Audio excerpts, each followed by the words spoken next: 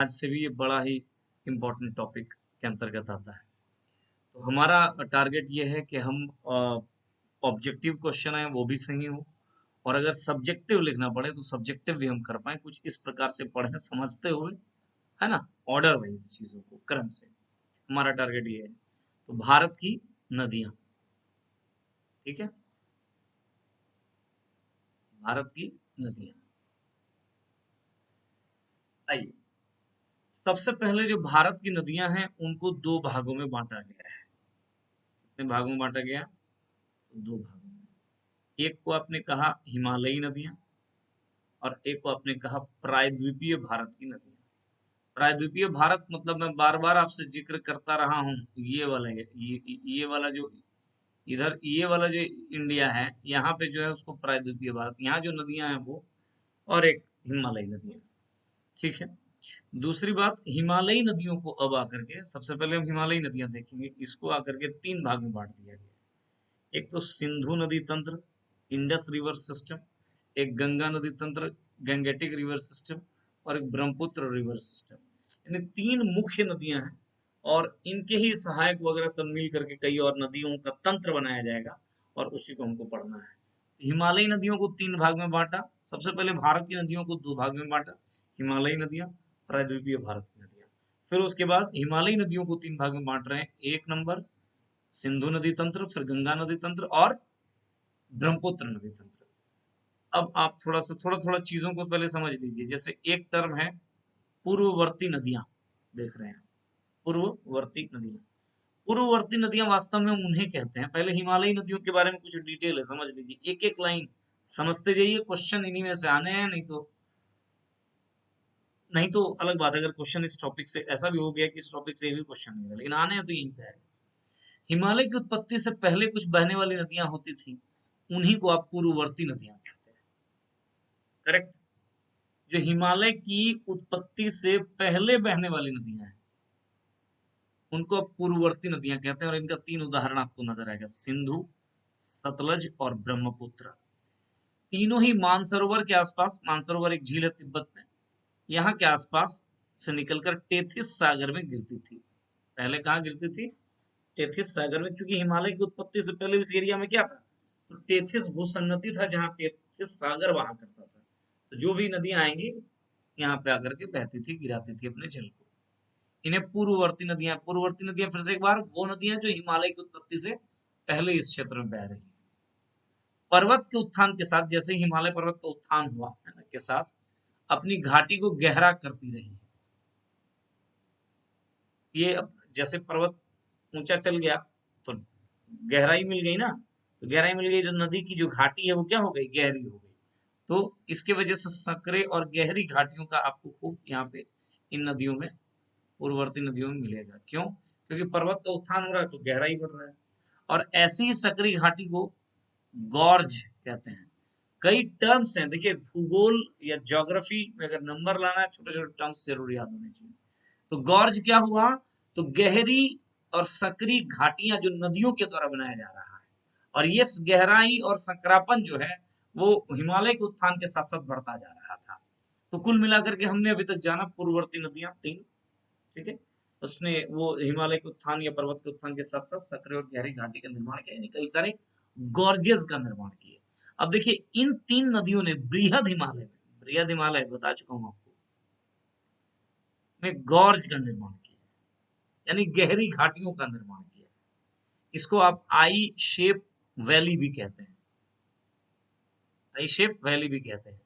एक number gorge है जिसको कहते हैं सिंधु गॉर्ज, जो गिलगिट के समीप है, गिलगिट एक एरिया है वहां पे, उसके सामने है। एक है शिपकिला गॉर्ज, क्या नाम है? शिपकिला गॉर्ज, जो हिमाचल प्रदेश में है और सतलज नदी पर है। और तीसरा है दिहांग गॉर्ज, जो अरुणाचल प्रदेश में है और ब्रह्मपुत्र नदी पे है। अभी अभी हमने बताया ये जो नदियां हैं वो क्या है? पूर्ववर्ती नदियां हैं, और ये गॉर्ज का निर्माण कर रही हैं। तीन इस प्रकार के गॉर्ज आपको बृहद हिमालय पे इन तीनों नदियों के द्वारा दिख रहा है। कौन कौन? सिंधु गॉर्ज गिलगिट के समीप सिंधु नदी के द्वारा, शिपकिला गॉर्ज हिमाचल प्रदेश में है सतलज नदी पर, और दिहांग गॉर्ज अरुणाचल प्रदेश। पूछा जा सकता है सब कि दिहांग गॉर्ज कहाँ है। सबसे पहले तो गॉर्ज क्या है? तो गहरी और सकरी घाटियां जो नदियों के द्वारा बनाई जाती है। अब पूछ देगा दिहांग गोर्ज कहाँ है, तो अरुणाचल प्रदेश ब्रह्मपुत्र नदी पर। शुक्ला गोर्ज कहाँ है, हिमाचल प्रदेश सतलज नदी पर। सिंधु गोर्ज, ये तो नाम से ही क्लियर हो रहा है कि कौन सी नदी पर है, गिलगिट के समीप। अब देखिए थोड़ा सा और अगला पॉइंट, अभी हम जो भी बातें करेंगे हिमालयी नदियों के बारे में आपसे चर्चा होगी। हिमालय की ये तीनों पूर्ववर्ती नदियां अंतरराष्ट्रीय हैं। ये जो भी हम पूर्ववर्ती नदियां तीनों हम लोगों ने देखा वो क्या है, तो इंटरनेशनल लेवल की नदियां हैं। ठीक है, ये अब क्यों इंटरनेशनल, मतलब एक से अधिक देशों में बह रही है, इस वजह से। तो देखिए क्या क्या, ये सभी नदियां 3 देशों में बहती है। देखिए सिंधु और सतलज, ये चीन, भारत और पाकिस्तान 3 देशों में बह रहा है। क्लियर, तो अंतरराष्ट्रीय श्रेणी के हो गए। और ब्रह्मपुत्र भी जो है चीन, भारत और बांग्लादेश 3 देशों में बह रहा है। ये तीनों पूर्ववर्ती नदियां हैं, देख लीजिए, मतलब हिमालय से पहले की नदियां हैं। तो सिंधु और सतलज चीन, भारत और पाक, ब्रह्मपुत्र चीन, भारत और बांग्लादेश, राइट। एक एक पॉइंट, तो ये कुल मिलाकर के हमने क्या बताई आपको, हिमालयी जो नदियां हैं, हिमालयी जो नदियां हैं उसके विषय में थोड़ा सा आपसे चर्चा कर दिया। अब आप आएंगे, देखिए सबसे पहले आपको पढ़ना है सिंधु नदी तंत्र, इंडस रिवर सिस्टम। 3 जो नदी तंत्र है, सिंधु नदी तंत्र और क्या क्या, गंगा नदी तंत्र और ब्रह्मपुत्र नदी तंत्र। फर्स्ट वन इज सिंधु नदी तंत्र। आइए एक एक पॉइंट के माध्यम से समझने का प्रयास करते हैं, चीजें एकदम क्लियर हो जाएंगी, आसान हो जाएंगी। नोट्स आपको दिया ही जा चुका है, अच्छे से पढ़ लीजिए, तैयार कर लीजिए। प्री से लेकर के मेंस तक की तैयारी आपकी यही हो जा रही है। मुख्य नदी कौन है, तो जिस नदी का नदी तंत्र है वही है सिंधु, इंडस। दूसरा पॉइंट, सिंधु नदी के बायां तट पर आकर मिलने वाली सहायक नदी। देखिए सिंधु नदी है, उसके बाएं में भी सहायक नदी है और दाएं में भी सहायक नदी है। मैं फिगर भी आपको बताऊंगा, दिखाऊंगा, पढ़ लीजिए पहले। तो बाईं ओर, जैसे अगर ये मान लीजिए सिंधु नदी इस प्रकार चल रही है, तो इधर से जो जाएगी, ये अगर दिशा है इसकी, ये बाएं, और इधर से जो आएगी वो दाएं, याद रखना है। तो बाएं तट पर आकर मिलने वाली सहायक नदी है का क्रम देखिए, क्रम सिंधु है, झेलम, चिनाब, रावी, व्यास और सतलज। बाएं तट से झेलम, चिनाब, रावी, व्यास और सतलज क्रम से हैं। ठीक है, फिर आगे देखिए, सिंधु नदी तंत्र में 2 नदियां तिब्बत के मानसरोवर झील से निकल रही हैं। 2 नदियां, तिब्बत के सामने में एक मानसरोवर झील है तिब्बत में, सिंधु और सतलज। 2 नदियां जो हैं सिंधु नदी तंत्र का मानसरोवर झील के आसपास से निकल रही है, तिब्बत में, हिमालय के उत्तर में। चौथा पॉइंट, सिंधु नदी तंत्र में एकमात्र नदी जो जम्मू कश्मीर से निकलती है वो है झेलम। जितनी भी नदियां अभी आपने देखा उसमें दी ओनली रिवर जो पास हो रहा है कहां से, जम्मू एंड कश्मीर से, झेलम, याद रखना है। शेष 3 नदियां हिमाचल प्रदेश से निकलती हैं। अच्छा सॉरी, निकलती हैं, निकलती है मतलब जम्मू एंड कश्मीर से ही निकल रहा है। तो मतलब 2 नदी सिंधु और सतलज मानसरोवर झील के सामने से, जम्मू एंड कश्मीर से झेलम नदी निकल रही है, बताऊंगा कहां से निकलता है। बाकी 3 नदियां जो है कौन कौन, चिनाब, रावी और व्यास, ये हिमाचल प्रदेश से निकल रही है। बहुत अच्छे तरीके से बताया गया है, एक पॉइंट बताया गया, आप लिखते जाइए, लिखा हुआ तो मिलेगा ही आपको, चीजों को समझते जाइए, याद रखिएगा। सिंधु और सतलज मानसरोवर झील के आसपास से निकल रही है, झेलम जम्मू एंड कश्मीर से निकल रही है, और इसके अलावा जो 3 नदी है चिनाब, रावी और व्यास, वो हिमाचल प्रदेश से निकल रही है। ठीक है, आगे सिंधु की 5 प्रमुख सहायक नदी जो पंजाब में बहती है, 5 प्रमुख सहायक नदी जो पंजाब में बहती है उसको पंचनद कहा जाता है। इसको क्या कहा जाता है, पंचनद, पंजाब में बह रहा है। ये 5 प्रमुख सहायक नदियां सम्मिलित रूप से, ये 5 प्रमुख सहायक नदियां एक साथ मिल करके पाकिस्तान के मिठानकोट, एक एरिया है मिठान, पठानकोट नहीं, मिठानकोट में सिंधु के बाएं तट पर अपना जल गिरा देती है। पांचों ये जो पंचनद हैं वो जाकर के एक साथ मिलकर के पाकिस्तान के मिठानकोट, याद रखिएगा प्रश्न पूछा जा सकता है कि पाकिस्तान से के कौन कहां ये पंचनद आकर के सिंधु के बाएं तट में अपना जल गिराती है, तो आंसर होगा मिठानकोट, राइट। आगे चलिए, 8वां पॉइंट, सिंधु नदी तंत्र की नदियों का उद्गम जरा सा स्पेसिफिक होकर के देख लीजिए। सिंधु चेमायुंगलुंग हिमनद है, कहाँ पे? तो वहीं, हाँ, ऊपर में मानसरोवर झील के सामने है। मानसरोवर के बगल में चेमायुंगलुंग हिमनद है, जहां से सिंधु निकल रही है। सतलज वहीं पे बगल में राकसताल लेक है, राकसताल झील है, वहां से निकल रही है। झेलम मैंने कहा जम्मू एंड कश्मीर से निकलती है, तो जम्मू कश्मीर में एक बेरीनाग के समीप एक झील है, शेषनाग झील। इस शेषनाग झील से निकलती है झेलम, और ये जम्मू एंड कश्मीर में है ये एरिया, शेषनाग झील। चिनाब बारालाचला दर्रा के समीप से निकलती है हिमाचल प्रदेश में। बारालाचला दर्रा कहाँ है? हिमाचल प्रदेश में। रावी और व्यास, रावी और व्यास दोनों नदियां रोहतांग दर्रे के समीप से निकल रही हैं, और ये भी मैंने चिनाब, रावी, व्यास हिमाचल प्रदेश, अभी थोड़ी देर पहले हमने बताया था। स्पेसिफिक होकर के बात करें, सिंधु नदी, Chemayungdung glacier, Sutlej, Rakastal lake, Jhelum, Sheshnag lake से निकलती है, जो जम्मू कश्मीर में है। चिनाब बारालाचला पास यानी दर्रे के समीप से, और रावी और व्यास रोहतांग पास यानी रोहतांग दर्रे के समीप से निकल रही है। ये बारालाचला और रोहतांग दोनों हिमाचल प्रदेश में है। आगे, इनमें से ब्यास नदी, याद रखिएगा, ब्यास नदी सतलज नदी की सहायक नदी है, सतलज की सहायक नदी। व्यास जो है वो किसकी है? सतलज की सहायक है, और बाकी सब सिंधु की, याद रखिए। एवं एकमात्र नदी जो पाकिस्तान में प्रवेश नहीं करती है, कौन? व्यास। व्यास पाकिस्तान में प्रवेश नहीं करती है। प्रश्न बन सकता है, यह नदी रोहतांग दर्रे से निकलकर, कहां से निकल रहा है? रोहतांग पास से निकलकर पंजाब में कपूरथला के निकट एक हरिके नामक स्थान है पर सतलज नदी में मिल जाती है ना? यानी पाकिस्तान में प्रवेश नहीं कर रहा, पंजाब मतलब इंडिया की बात कर रहा हूँ। हरिके नामक एक स्थान है, वहां पर सतलज नदी पे जाकर के, अभी बताया ना सतलज की सहायक नदी।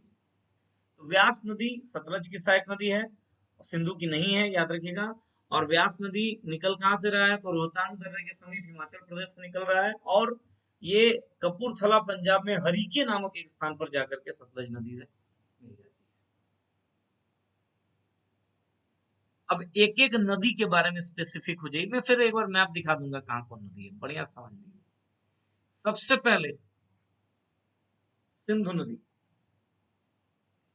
जो पॉइंट बता रहा हूं ध्यान दे करके पढ़ लीजिए, समझ लीजिए, और बाद में या तो अपने हाथ से लिख लीजिए या पीडीएफ निकलवा करके पढ़ लीजिए, आपका काम हो जाएगा। पहला है सिंधु नदी। तो क्या कह रहा है कि ब्रह्मपुत्र के बाद भारत में बहने वाली दूसरी सबसे लंबी नदी है। ब्रह्मपुत्र के बाद भारत में बहने वाली सेकेंड सबसे लंबी नदी है सिंधु नदी। नोट, अब नोट है, क्वेश्चन आएगा। भारत की 6 सबसे लंबी नदियों का क्रम, 6 सबसे लंबी नदियों का क्रम कौन कौन है? नंबर 1 ब्रह्मपुत्र है, 2900 किलोमीटर इसकी लंबाई है। नंबर 2 सिंधु है, जो अभी हम पढ़ रहे हैं, 2880 किलोमीटर इसकी लेंथ है। तीसरे नंबर पे गंगा नदी आती है। तो याद रखिएगा, कई लोग कंफ्यूज हो जाते हैं और गंगा नदी को भारत की सबसे लंबी नदी मान करके आगे बढ़ जाते हैं। ऐसा नहीं, ये तीसरी सबसे लंबी नदी है। हाँ, गंगा का याद रखना है, 2525 किलोमीटर। चौथा सतलज नदी, 1500 किलोमीटर लेंथ है। फिर गोदावरी है जो 1465 किलोमीटर है, और फिर छठा है यमुना जो 1385 किलोमीटर है। और याद रखिएगा, दक्षिण भारत की सबसे लंबी नदी या प्रायद्वीपीय भारत की सबसे लंबी नदी कौन हो गई? गोदावरी। दक्षिण भारत अगर पूछ दे तो गोदावरी। अच्छे से याद रखना है पॉइंट्स को। पॉइंट नंबर 2, तिब्बत के चेमायुंगलुंग हिमनद से निकलकर, यह चेमायुंगलुंग हिमनद है, यहां से निकलकर यह जम्मू कश्मीर में प्रवेश करती है। कौन? सिंधु नदी, इंडस रिवर की बारे में बात हो रही है, प्रवेश करती है जम्मू कश्मीर में, लद्दाख और जाश्कर श्रेणियों के मध्य बहते हुए उत्तर पश्चिम की ओर बहती है, उत्तर पश्चिम की ओर बहती है। लेह इस नदी के किनारे पर है। लेह एक शहर है जो सिंधु नदी के किनारे पर है, याद रखना है। और सिंधु नदी गिलगिट के सामने, गिलगिट के समीप एक गॉर्ज का निर्माण करती है। हमने अभी थोड़ी देर पहले देखा था। गॉर्ज मतलब एक संकरी और गहरी घाटी। ठीक है, तो इतने सारे पॉइंट्स हैं, एकदम बढ़िया से याद रखिएगा सिंधु नदी के बारे में। 2880 किलोमीटर इसका लेंथ है। चिमायुंगनून हिम्मत से निकल रहा है, जम्मू कश्मीर प्रवेश करता है, लद्दाख और जास्का श्रेणियों के मध्य बह रहा है, लेह इसके किनारे पर है और एक गॉर्ज का निर्माण कर रहा है। Very important. Next river Jhelum. Next नदी क्या देखना है जी? झेलम। झेलम के बारे में ये देख लेते हैं। यह जम्मू एंड कश्मीर के वेरीनाग एक जगह है, उसके समीप शेषनाग झील है, यहां से निकल रही है। तो एक बार फिर रिपीट हो गया ये। यहां से निकल करके श्रीनगर से होते हुए वूलर झील में जाकर के मिल जाती है। वूलर झील में मिल जाती है। पुनः यह नदी वूलर झील से आगे भारत पाकिस्तान की सीमा बनाती है और इसके बाद यह नदी पाकिस्तान में चली जाती है। तो शेषनाग झील से निकलकर श्रीनगर होते हुए वूलर झील गया, वूलर झील के बाद भारत पाक सीमा बनाते हुए पाकिस्तान में एंटर कर जाती है। पहला पॉइंट। दूसरा पॉइंट, श्रीनगर इसके तट पर बसा शहर है। Very important. सिंधु के तट पर बसा लेह, झेलम के तट पर बसा श्रीनगर। कश्मीर घाटी से होकर के बहती है, कश्मीर वैली से होकर के बहती है। यह घाटी एक समतल मैदान एवं ढालकम है, अतः इस घाटी में झेलम नदी जो है विसर्पण करने लगती है। विसर्पण मतलब ऐसे ऐसे चलने लगती है। ठीक है, याद रखिएगा। एकमात्र नदी जो हिमालयी नदी है, हिमालय क्षेत्र में विसर्पण कर रही है, वो कौन है? तो यही है, झेलम। और इसलिए कर रही है क्योंकि वो कश्मीर घाटी से बहती है और कश्मीर घाटी समतल मैदान है, तो रास्ता नहीं मिल रहा है तो क्या करेगा? इधर उधर होगा। फोर्थ पॉइंट, जम्मू कश्मीर में अनंतनाग से बारामूला तक यह नदी नौका गम्य है। अनंतनाग एक जगह है, वहां से बारामूला तक इस नदी में आप क्या कर सकते हैं? नौका चढ़ सकते हैं, नौकायन कर सकते हैं। नेक्स्ट है जी चिनाब। हमने क्या बताया? हिमाचल प्रदेश के बारालाचला दर्रे के समीप से निकल रही है। रावी व्यास रोहतांग दर्रे के समीप से निकल रही है दोनों। और व्यास नदी एकमात्र नदी इस अंतर्गत जो पाकिस्तान में एंटर नहीं करती, ये हमने पहले ही बताया। सतलज मानसरोवर के समीप, याद रखिएगा, एक राकसताल झील है। यहां से निकलकर पश्चिम की ओर बहते हुए हिमाचल प्रदेश में शिपकिला दर्रे के समीप प्रवेश करती है। बृहत हिमालय को काटकर एक शिपकिला गॉर्ज का निर्माण कर रहा है। ये हम लोग पहले भी पढ़े। सतलज नदी एक पूर्ववर्ती नदी भी है, यानी हिमालय के पहले की नदी। तो शिपकिला गॉर्ज का निर्माण कर रही है और भारत में 2 राज्यों में बहती है, एक हिमाचल प्रदेश और एक पंजाब। इसके बारे में बात हो रही है सतलज की। सतलज नदी सिंधु की शेष 4 नदियों का जल लेकर, सिंधु की बाकी जो 4 नदी आपको नजर आया उनका पानी लेकर सम्मिलित रूप से पाकिस्तान के मिठान कोट में आकर के मिल जाती है। याद रखना, सतलज। नोट, पंचनद के अलावा कुछ अन्य छोटी नदियां भी इस क्षेत्र में हैं जो सिंधु नदी में बाई तट पर आकर के मिलती हैं, जैसे जास्कर, श्यांग, शिगार और गिलगिट। ये भी हैं छोटी छोटी कुछ और नदियां। दाई तट की सहायक नदियां क्या क्या है वो जरा देख लीजिए। तो श्योक जम्मू कश्मीर में ही बहती है, काबुल, कुर्रम और गोमल, ये दाई तट से ऊपर से आकर के मिलने वाली नदियां हैं सिंधु नदी तंत्र में। अब इसके बाद सिंधु नदी तंत्र का थोड़ा सा सिंधु जल समझौता देख लीजिए, कब हुआ है? भारत और पाकिस्तान के मध्य हुआ 1960 में। सिंधु नदी तंत्र की जो 6 नदियां हैं, पश्चिम, इसमें पश्चिम की 3 है, और नदियों का जल का प्रयोग 20% इंडिया करेगा और 80% पाकिस्तान करेगा। और वो 3 नदी कौन है? सिंधु, झेलम और चिनाब। ये पश्चिम की 3 नदी है, इसके जितना भी पानी है उसका 80% पाकिस्तान इस्तेमाल करेगा, 20% इंडिया। जबकि पूर्वी जो 3 नदी है, रावी, व्यास और सतलज, इसका 20% पाकिस्तान करेगा और 80% इंडिया करेगा। यही है सिंधु नदी जल समझौता। थोड़ा सा फिगर में आकर के देख लीजिए तो इस मामला और क्लियर होगा। देखिए ये सिंधु नदी है, निकल रही है यहाँ से चिमायुंगलुंग हिन्नत से। राकसताल देखिए, ये है राकसताल। यहाँ से कौन निकल रहा है? तो सतलज निकल रहा है ना? यही वो इलाका है जहां से निकल रहा है, ये तिब्बत का एक एरिया पड़ता है। इधर एक और नदी यही मानसरोवर से निकल रहा है जिसको देखें ब्रह्मपुत्र कह रहे हैं, वो हम लोग बाद में पढ़ेंगे। फिलहाल ये सारी बातें हैं कि ये सिंधु की सहायक नदी और सतलज आपने देखा।